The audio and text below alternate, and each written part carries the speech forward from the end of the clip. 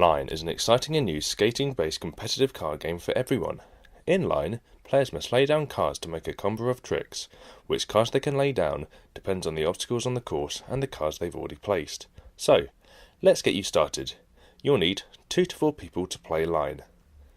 We have 2 types of card decks, the obstacle deck and the trick deck. To set the game up, place the obstacle deck to the left of the play space. Then, lay out 9 obstacle cards like so. On the other side, place the trick deck. Number yourselves and give each player an identity card with that number. They're the numbered cards. Place a copy of the identity card above or below the obstacle deck. On the other side of the play space, place the other identity cards in order, going down. We'll set up a game for 2 players, but additional identity cards will be placed for 3 to 4 player games. Now, let's start playing. At the start of each game, players will need 2 trick cards to hand. Draw some trick cards and lay them out next to the identity cards on that side like so. You will need to draw 1 more trick card than there are players that you have. So, for a 2-player game, you would draw 3 cards. Order the cards with the highest value card at the bottom and the lowest at the top. The value is the number in the corner of the card. Now, on the other side, turn over the first obstacle card. Player 1 will then choose one of the trick cards. In turn, they will replace that card with their numbered identity card. Player 2 will then choose and replace with their identity card. This determines the order in which players draw trick cards for the next round. The remaining trick card gets put in the discard pile. This is then repeated so each player has 2 trick cards to hand. Now we can start creating lines. To build lines and place trick cards, you need to pay careful attention to the obstacle deck. Obstacle cards and trick cards have connectors. They're the small coloured dots at the top and bottom of each card. There are 3 types: red ground connectors, green air connectors, and blue rail connectors. Your trick card you place must have at least 1 matching connector corresponding with the obstacle card. In this game, the obstacle card is a rail. It has 1 blue connector, so your trick card must have a blue connector on it for it to be placed. Player 1 has placed the dark slide, which has a blue connector on it. However, player 2's cards have no blue connectors on it. As no trick cards are playable, they must choose to play one but face it down. Now reveal the next obstacle card. This time it's a flat. Pay attention to the connector on it. It has a red ground connector. The trick card the players choose to play will need a red connector in order to play it.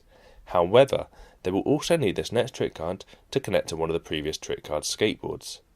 As player 2 has their card face down, this doesn't apply, but in player 1's case, the previous card has a red skateboard half. The next card player 1 lays won't only need to have a red connector, but also have a red skateboard half in order to play it. At the moment, the players only have 1 trick card left to hand, so it's time to draw another card to give you more of an option of play choice. Drawing trick cards is exactly the same as before. Each player will always have 2 trick cards to hand before playing one of them. Always pay attention to current obstacle connectors and your previous trick card skateboards when drawing. Player 1 in this round has played a hill flip. It has a red ground connector, like the flat, but it also has a red skateboard that links it to their previous trick card's red skateboard. This means the card can be played. Player 2 has played a boneless trick card. This has a red ground connector. You will now reveal the next obstacle card, then draw another trick card each and play with your trick cards. This is repeated until 9 obstacle cards have been revealed and each player has laid down 9 trick cards. As previously mentioned, if none of the trick cards in the player's hand have a connector to the obstacle deck card or any of the previous trick card skateboards that they have played, then the player must choose one of their trick cards to play but face it down. In this example, player 1 has a trick card that will connect to both of their previous trick card skateboards, but the card has no connectors corresponding with a rail obstacle. They choose to play the mute air trick card and face it down. A playable trick card must always connect to at least 1 obstacle connector and 1 skateboard. When the 3rd, 6th and 9th obstacle card is revealed and you have each drawn your trick card for that round, you have the option to swap one of your trick cards that have already been played before you play your next trick card in your line. This means you can swap a card that is face down in your trick card line with one that you have in your hand that is playable. You could also swap a face down card with a card that has already been played. You could swap 2 cards that are face up and have already been played if it gives you a better scoring combination. Just remember, trick cards must connect to the obstacle card and that there is at least 1 connecting skateboard either side of the trick card. You do not have to swap cards if you do not want to, but you can only swap cards in the 3rd, 6th and 9th round of play. In this example, the 6th obstacle card has been revealed and the trick cards drawn. Player 1 has not yet placed his 6th trick card yet. They choose to swap a face-down card with one of the 2 cards in their hand. This card connects to the blue obstacle card connector and the 2 green skateboards either side. They now have the card that they swapped with it back in their hand. They can then continue to play the 6th round. Drawing trick cards is strategic and a huge part of the game. Depending on the trick card you choose depends on the order you get to draw next time. Do you choose to get a high scoring card but draw last next round, or choose a low scoring card and get to draw first next round? In this example, player 1 chose the crooked grind, whereas player 2 chose the crossbone.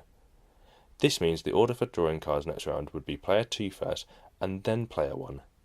Each player will develop their own strategy. Once all players have placed their 9th and final trick card, it's time to total up each player's scores. Scoring happens via chains of connected skateboards. For this example, we'll look at player 1's final score. Let's start with the red skateboards. Firstly, we have one red skateboard in a chain. It is over the dark slide and the heel flip trick cards. The total value of these cards added together is 5, 3 for the dark slide and 2 for the heel flip.